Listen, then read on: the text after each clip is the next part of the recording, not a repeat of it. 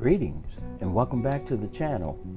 Well, today I thought I'd make a video dealing with how I combat the problem of Bryopsis algae in a tank.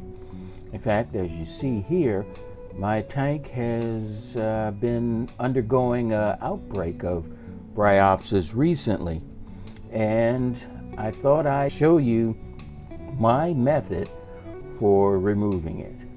Now, it's funny to notice that Bryopsis is not an algae that you simply can combat by reducing your nitrates and phosphates. In fact, it has practically no effect on it because of the fact that I found out through research, Bryopsis in fact thrives on ammonia actually, and that's the preferred nutrient that it uses in order to grow.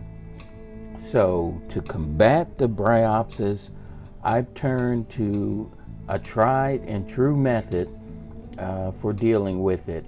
And it's not herbivores, it's not urchins, it's not fish, it's not snails or hermit crabs. In fact, what I've used, and I've used successfully in the past, is Fluconazole to treat the Bryopsis. So let's take a look at my method for dealing with this annoying pest algae. To begin with, I use the Reflux brand of Fluconazole for treating Bryopsis. What you need to do is, based on your measured amount of water in the tank, dose 1 capsule for every 10 gallons of water. Now, me personally, instead of going with the exact amount of water in the tank, I just base it on the volume of the aquarium. With mine being a 120 gallon tank, I then dose 12 capsules of it. And the capsules, they come with powder that you have to break out and then stir. And it's somewhat hydrophobic in that it doesn't readily mix all that easily in water, so I ended up using a whisk and going at it rather extreme, though not as extreme as what's showing here. Well, here we are at day 10 of the Fluconazole treatment, and I have to say that while it's not what you call an overnight difference, it actually has made a significant difference in the Bryopsis population. In fact, I just finished manually removing a good amount of the Bryopsis because of the fact that over the past 10 days, it had been dying to the point where there were some clumps that were just breaking free and floating around the tank, and I just didn't want that eyesore to continue, so I just went in and just manually removed a significant amount of it.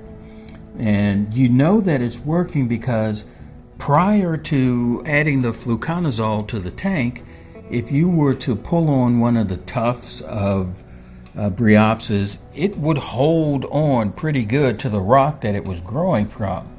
But today, when I tried to pull it off, it just pulled off almost effortlessly.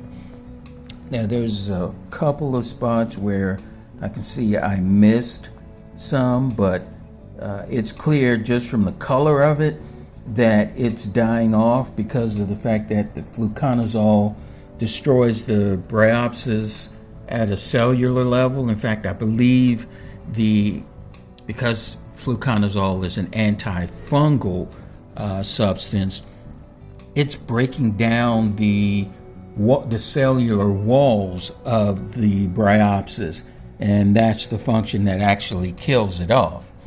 So I'm going to continue to observe this for the next week, and hopefully by then there'll be no evidence of Bryopsis still in the tank. Further updates to come. Well, here we are at, I believe, day 13 of the fluconazole treatment, and I can definitely say that it has, for the most part, gotten rid of the vast majority of the bryopsis. There's maybe a little tuft here and there, some at scattered parts of the tank, but in general, what bryopsis that still exists in the tank is in a state of dying off. And as I previously said, it had weakened the bryopsis to a point where I could just easily manually remove it. Now, this is probably my second attempt at using fluconazole to get rid of bryopsis, and just like the first time, it seemed to work great. And in fact, like I said before, natural predators for getting rid of it just don't seem to exist. No fish, snails, crabs seem to want to bother with it. Now, though in the past I remember there was a method used by some, and in fact I've used it before, and that involved raising your magnesium levels to really high levels, I think higher than 16 or 1700, and that had the effect of killing off the bryopsis. But the thing was, you had to use a specific brand of magnesium supplement, and that was the Kent Marine Tech M. Now, I don't know if it was the magnesium in it or some other substances within the Tech M. The Tech M seemed to work sometimes, not always, but that was also a method that people used to get rid of, to attempt to get rid of bryopsis. But in my case, as is showing here in the 13th day, it actually did successfully fight back the outbreak of bryopsis. So if you want to win your war with bryopsis, I'd suggest giving fluconazole a try. It not only will kill off bryopsis, but also another more common hair algae known as Derbesia. That may be the one that people generally think of when they think hair algae in a tank, and it will work on it. So keep that, sort of say, in your pocket as a silver bullet, so to speak, in dealing with bryopsis. Well, that was pretty much it for my experience with it. And as always, I ask that if you've gotten this far, please accept my thanks for watching the video. And if you haven't already, please consider subscribing to the channel, giving a like, so that hopefully the channel can grow and our little community corner of YouTube will continue to grow. Well, my name is Ed. Thanks for watching, and take care.